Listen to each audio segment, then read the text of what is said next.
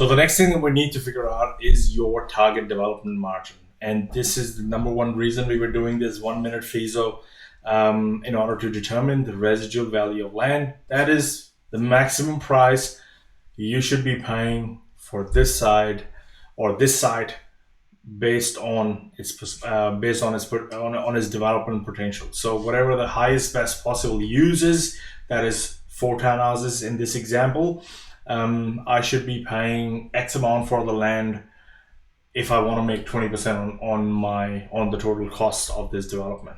So let's look at this.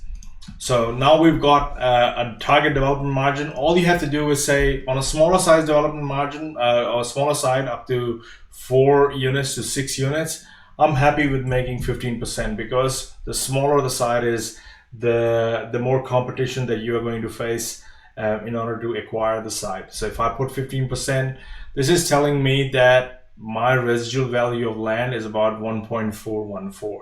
That means I can still afford to pay 1.4 million for this site.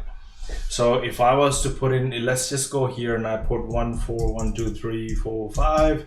I put for 1.4 million. You'll see that my development margin is about 15.3%. What this is telling me is that on the total cost that I've got, if I make 15%, I can afford to pay 1.4 million for the block of land.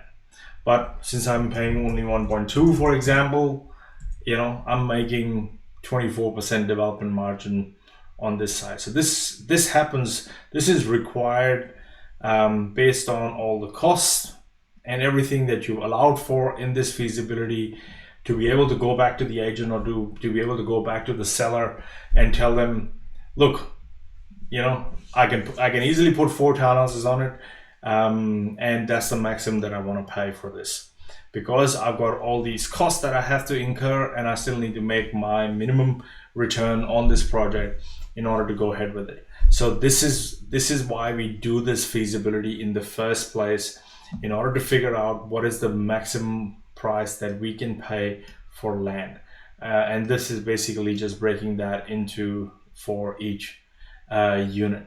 So this is what comes out right at the end from it.